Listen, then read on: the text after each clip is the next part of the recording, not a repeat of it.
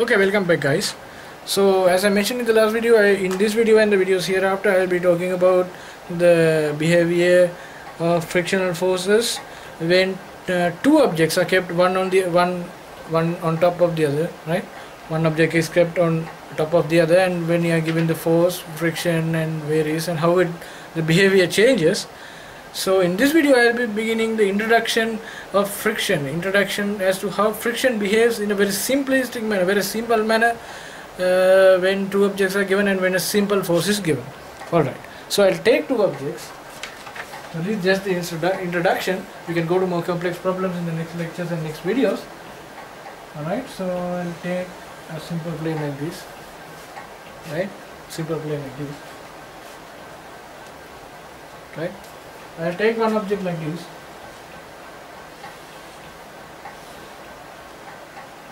and the other object like this, the object like this, right? So I'll take the weight of mass of this object as 4 kilograms and the mass of this object as 10 kilograms. Alright, so this mass weight will be 4 kilograms. 4 kilograms. It will be 4g. This mass weight will be 10g. Right? Actually, if they are... No, it doesn't. Consider that 4g and 10g are on the same line, right? It doesn't matter whether it's not on the same line or not. I'll consider 4ng and 10g on the same line, but to draw that I can draw it on the same line, so you won't feel the difference. So I draw it in two lines. So this mass weight is 4g and this mass weight is 10g. Alright. So that is given in the example. Alright. So I'll take that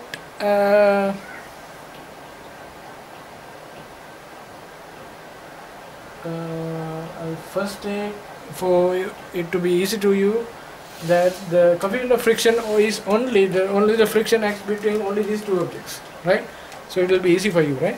So I will not take that this object there's some friction between the large object and the floor.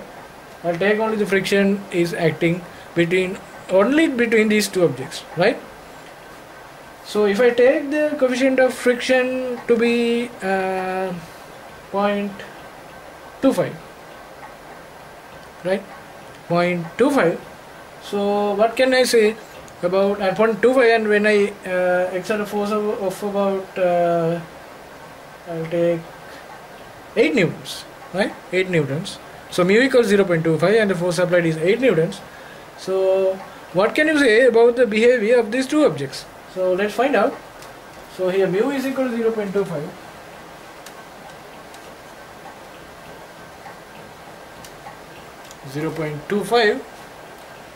So what happens is that I will put the force on this object. First on the top object, and then in the next videos I will put the force on the bottom object. Alright.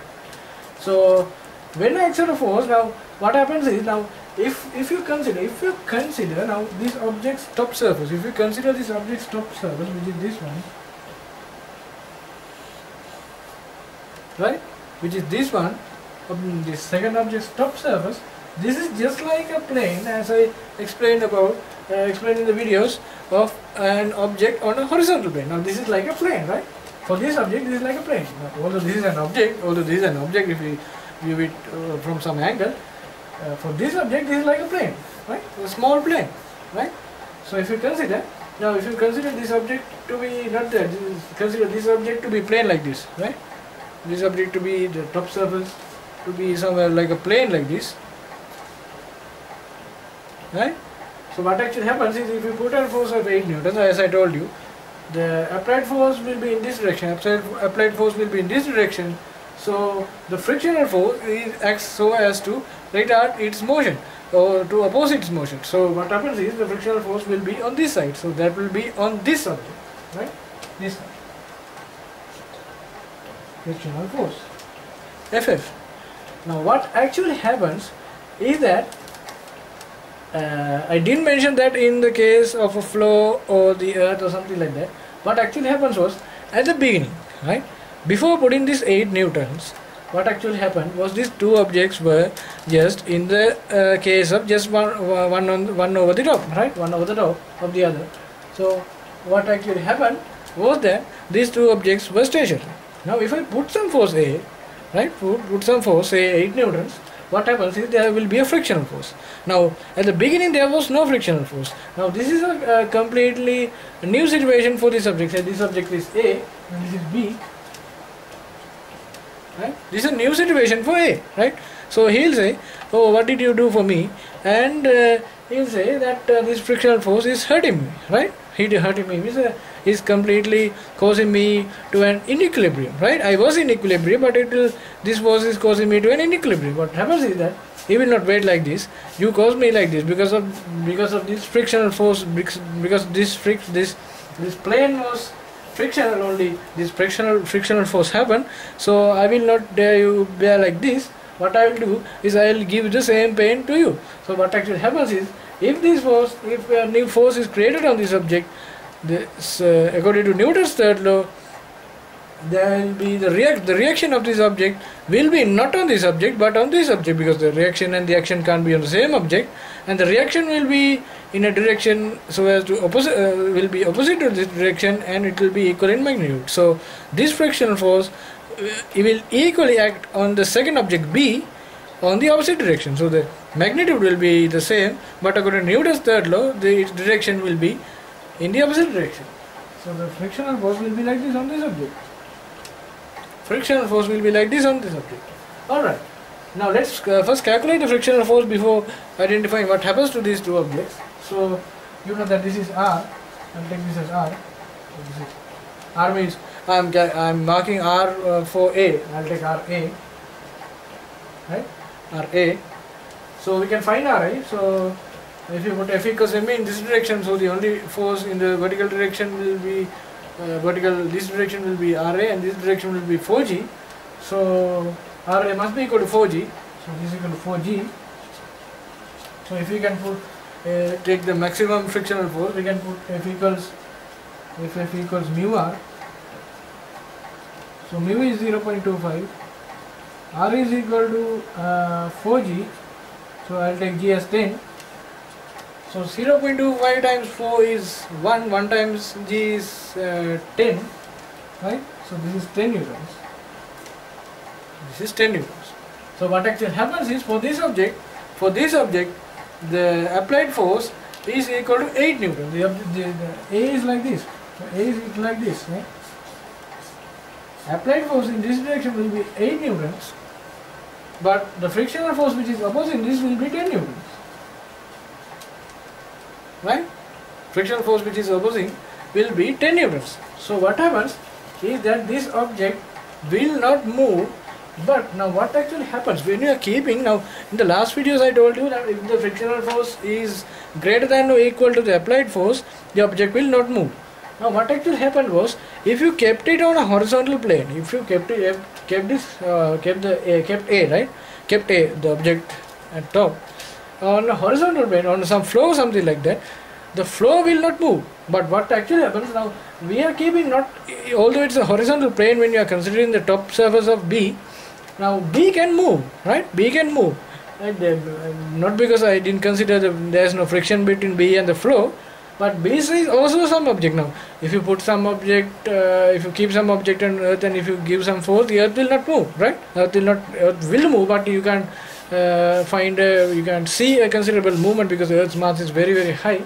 So Earth's movement is very low, right? So, but this object's mass is mass is considerable compared to A, right? It's only about 6 kilograms. Yeah, it's only 6 kilograms way greater than A. So the mass of these two objects are comparable, right? Neither of these objects are small, or neither of these objects are very large, or that means very heavy or very light. So these two masses are comparable. So this B can move relative to A, right? Relative to A. So that's very important, the word relative, right? Alright. So when you are considering A, the total frictional force will be greater than the total applied force, so A can't move. Now A's movement is relative to B, right?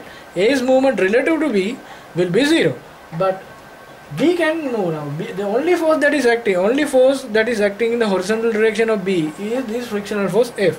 There is no opposing force to B because as I took this force as frictionless, there will be no opposing force for F. So considering B, this will be like this, right? So FF we found as 10 newtons, I put it directly.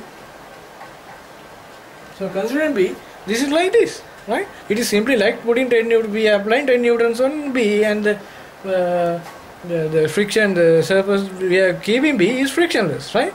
So the friction is the only force that is acting on B. So B can accelerate in this direction. So B can accelerate on this direction, but A can't move. But this scenario is not possible to happen. If this was to happen, B can accelerate, but A will not move. What actually happens is that A will not remain like this. This object, now there is no relative motion, although there is no relative motion between these objects will move as one unit, or not. A will not stay at constant and it will not fall from B's edge from here. Both these objects will move in this direction, right? Both these objects will move in this direction. So the total mass will be like this, right? When you consider the object, so the total weight of this object is 14 g. So R will be equal to 14 g. Right? So the force is 10 newtons, right? The force is 10 newtons. So what actually happens is that we have to find the acceleration of this object, right? So the object is moving as a unit. So you can put F equals ma to the whole composite, right? So this is 8 newtons, right? 8 newtons. This is 8 newtons, right? 8 newtons, because now 10 newtons to this is FF is 10 newtons, and this FF, when you are considering the whole unit, this FF will cancel out because they are equal and opposite. So the only force that is remaining is 8 newtons. So the mass will move with a force of 8 newtons. Alright. So sorry for that. So we can put F equals ma to the whole composite. So the total force on this object is 8 newtons. Mass is 40 and the acceleration is 8. So acceleration will be 88 by 14, which is 4 by 7. So that is approximately 0.56, right? Meters per square second. 0.56 meters per square second. Now what actually it means is not that only the B is accelerating with the 0.56 acceleration. What it actually means is that although we see that A is at rest initially, what it actually means is that A is also accelerating with the same acceleration, because this moves at the same unit. So if you are in some vehicle like a car or a train, I explained that in Newton's laws, other videos in Newton's laws as well. If you are in some car or train or something, some vehicle, right? Some vehicle, you can experience that if the vehicle is moving at a speed of about 80 meters per second, you are also moving at the same velocity. So that means, acceleration will be the same, not only the velocity and the displacement. If the vehicle is moving at an acceleration of say 20 meters per square second, you will be also accelerating at 20 meters per square second. So because the unit, the two objects, you and the vehicle, are moving as one unit, right, along the road. So what it actually happens for this situation also is that these two objects are moving as one unit. So the acceleration of this object, although we see that the total force cannot win this battle against the frictional force, what it actually happens is that since the bottom object can move, has some relative movement, we can see, we can conclude that the top object, although we see that this object can't move, this object will also move with this same acceleration. Alright, so in this video I talked about the simplest video that you can take to understand when two objects are moving on a horizontal plane. So in the next videos I will make this example somewhat complex and then explain it to you. Alright, so thanks for watching this video and see you then.